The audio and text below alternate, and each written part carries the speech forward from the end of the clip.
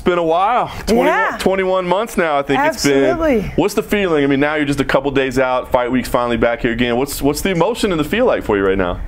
I feel amazing. I feel absolutely amazing. I had a great camp. I really did.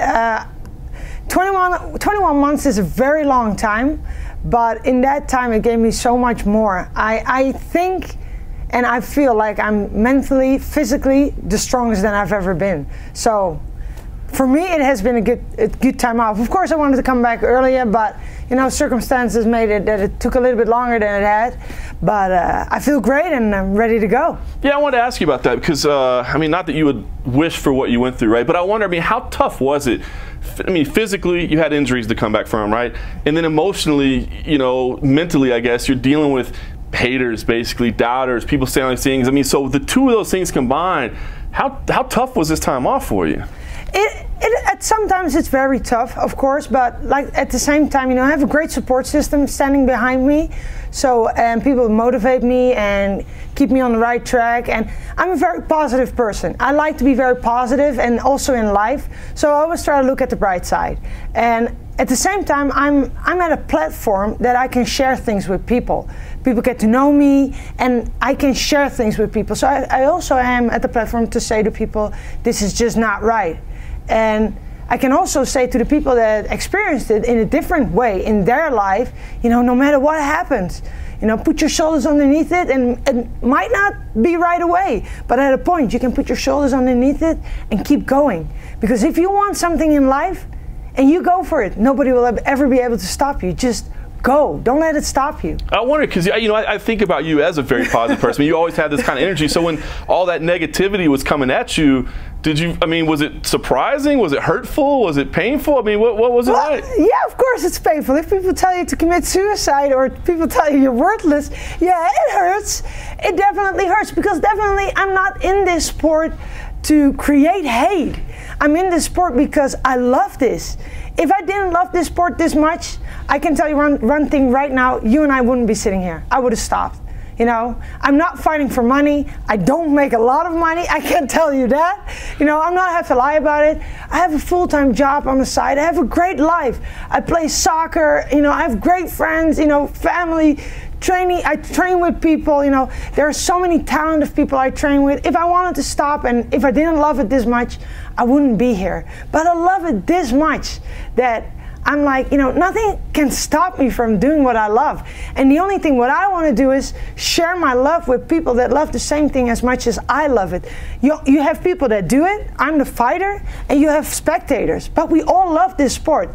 And that's why I do it, to share my love with people that love something like I. And did you keep the love the whole time? I mean, was there ever any part during these 21 months where you're like, maybe it's just not worth it anymore?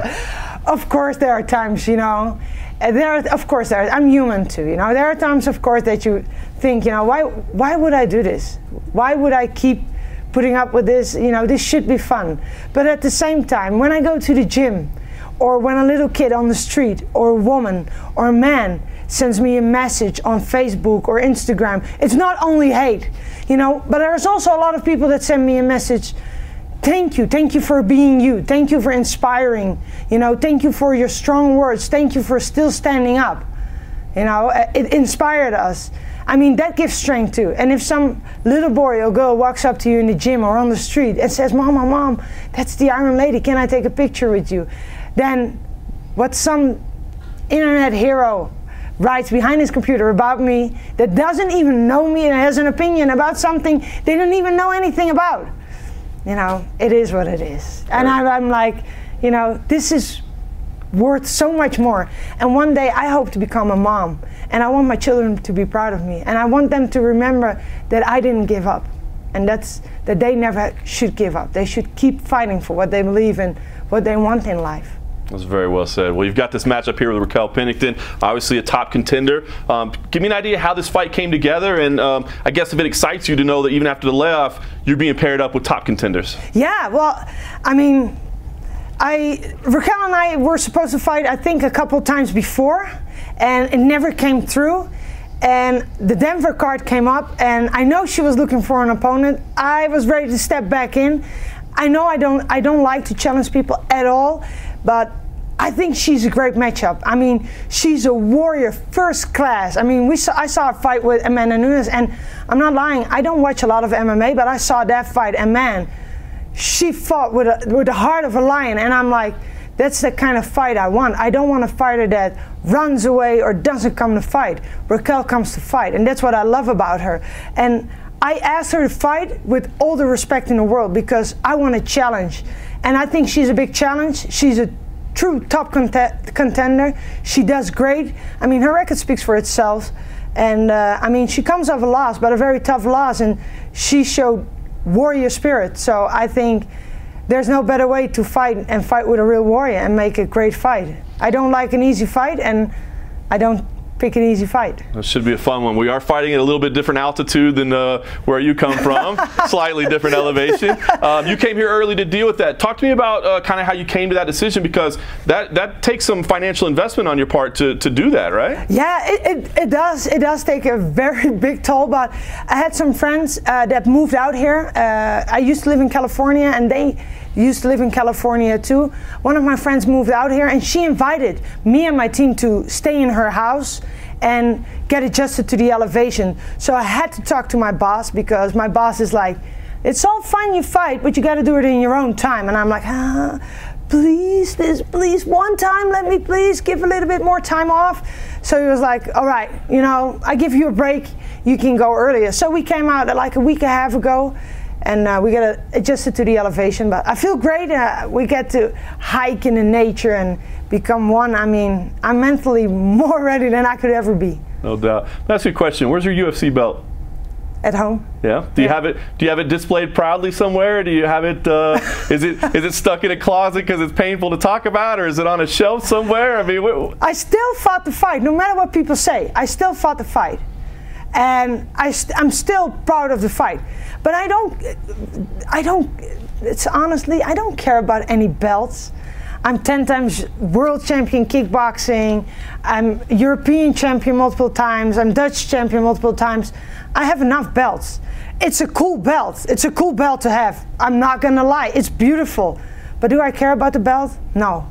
I'd rather be the people's champion than the UFC champion. So win the crowd, win your freedom, right? So, nah.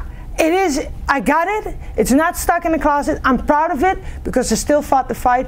I still won that fight.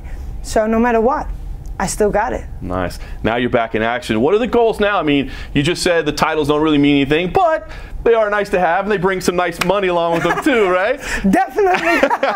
So, I mean, as you're getting back in, I mean, it's kind of a fresh start almost because you've been away for so long, but is a title run on your mind? No. Not right now. Right now, my mind is Raquel Pennington, and it would be arrogant and ignorant for me to look past Raquel. This fight first, and after this fight, we will see. You know, I'm really looking forward to just get the win, drink a beer with my team, hop on a plane, go home, hug my family and my loved ones, because I only came here with my team just so I could solely focus on the fight. And I'm not looking past Raquel Pennington, and it would be very stupid for me to do that. And after this fight, we will see what's going to happen. Very nice. Well, stylistically, like you said, it should be a good fight. Going against, you know, a type of warrior that she is, are you expecting this? I mean, do you think you can go in there and get the job done quick and be dominant, or do you feel like, you know, you've got to be ready for 15 minutes of back and forth, you know, blood-soaked, tough action, you know? Everybody knows me, and everybody knows I always come for the finish. I will try to finish her where I can, but she will come in and try to finish me too. So we will see where it goes. If we have a bloody war for 15 minutes, hey, we go to war for 15 minutes. If we have to go to war for 25 minutes, we go for 25. It doesn't matter. The fight is a fight. If it ends in a minute, it ends in a minute. I know it's going to be a tough fight. That's one thing for sure. But I'm ready to fight a war. I want to fight a war. To be honest, I really hope she meets me in the middle and we're going to fight a war. I really hope so.